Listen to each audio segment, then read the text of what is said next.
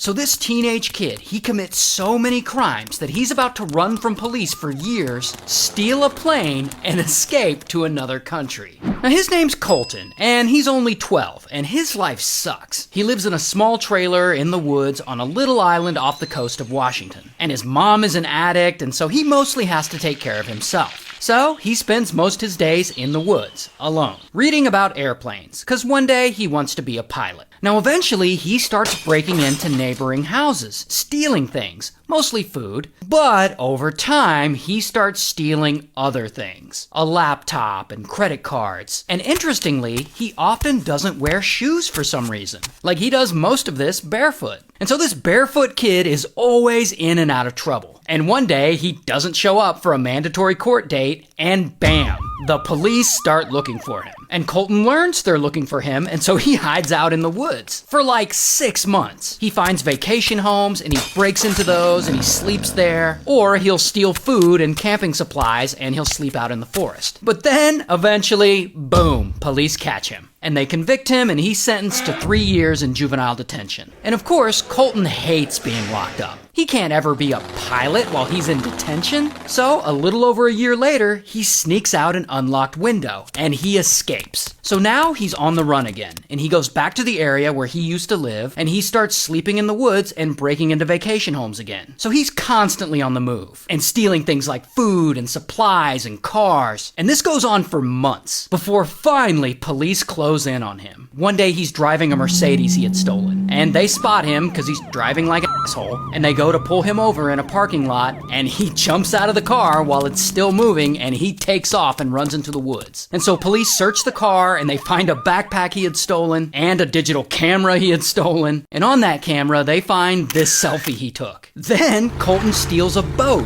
and he drives it from his island to a different island. And on the new island, he breaks into all kinds of homes and businesses again, and he steals a bunch more shit. So this guy's been in and out of trouble for years at this point. He's like 16 or 17 years old at this time. And if you're like, Ray, how could a teenager cause this much chaos? Like, wouldn't he want friends or like a girlfriend? What exactly is Colton getting out of all of this? Well, let me just say that this kid never had a chance at a normal life. Starting from when he was a little kid, his upbringing messed him up. And I'm not trying to invoke sympathy for him. I'm just saying that the home life he grew up in, the environment he grew up in, was an absolute disaster. When he was a toddler, his dad was a drug addict. So he was raised mostly by his mom, who was apparently a raging alcoholic and was extremely neglectful to him. His neighbors later said they called Child Protective Services more than once because they believed that he was being abused or neglected. Child Protective Services actually showed up to his place 12 different times. One of those times, they actually even removed him from the home for a period of time. So yeah, all of this set his life up for an eventual disaster. That's why he was living in the woods and running around barefoot for so long as a kid. I mean, what else was he supposed to do?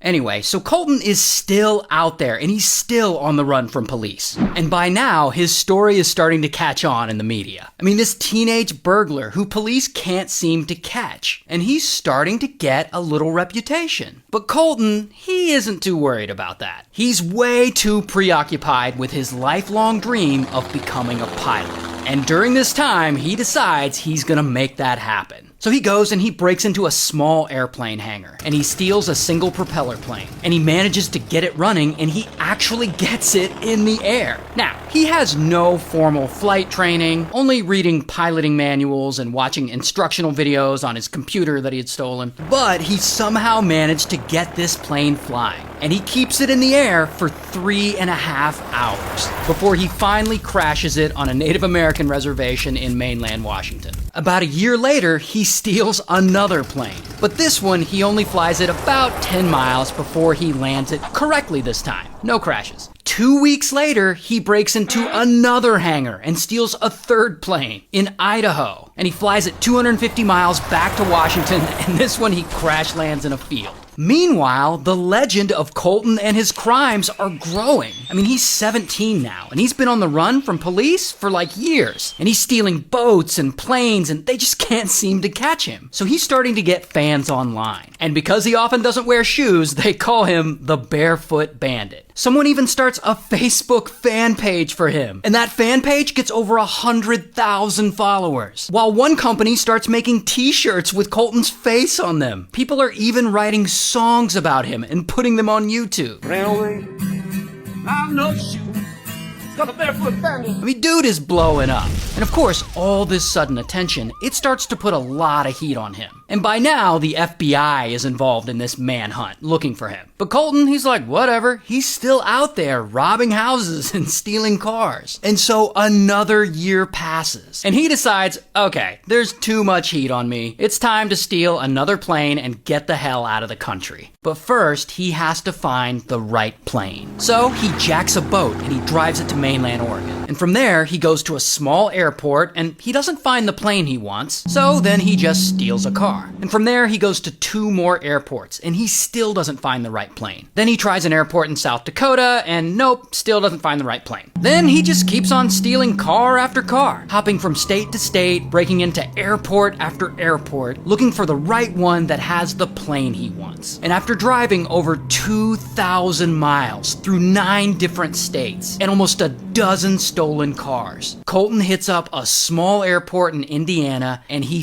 finally finds the plane he's looking for, the Cessna 400. And bam, he straight up jacks it, and he takes off, and he's in the air, and he flies 11 hours, over 1,200 miles, from Indiana to Great Abaco Island in the Bahamas. And once he's there, he kind of crash lands in shallow waters near the shore. That crash landing triggers the plane's emergency locator beacon, which is how the FBI ultimately learns that Colton is now in the Bahamas. But Colton has no idea, because within hours, he's breaking into local houses and businesses again, and stealing cash and food and all kinds of stuff. Then he steals another boat, and he flees to the nearby island of Eureka, where he hopes to blend in with the constant crowd of tourists there. But unfortunately for Colton, he can't blend into the crowd. He's just too famous now. And within a few days, locals start to recognize him as the Barefoot Bandit, and they tip off local police. So pretty quickly, Colton finds himself in yet another stolen boat, speeding away as Bahamian police chase him, in like a Miami Vice type boat chase. And as he's hauling ass and getting away, kaboom! He high centers his boat on a sandbar. He is stuck. And as he's trying to unstick his ride, of course, police roll right up on him. And they open fire on his boat, taking out his engine. And there is where Colton, the Barefoot Bandit, finally surrenders. So then, bam, they arrest him. Here's his mugshot. And Colton gets charged with all kinds of stuff, and ultimately he gets sentenced to 6.5 years in prison. Oh, but here's the best part. Apparently Colton's story is so interesting, he's able to sell the movie rights to his life to 20th Century Fox for a whopping $1.3 million. But unfortunately, as part of the punishment for all his crimes, the court ordered that he's not allowed to profit from his story. So he doesn't get to keep any of that money. All of it has to go to pay back his victims, the people he stole from. And apparently he's out of prison now, he served his time, and he just works a regular job, so good for him.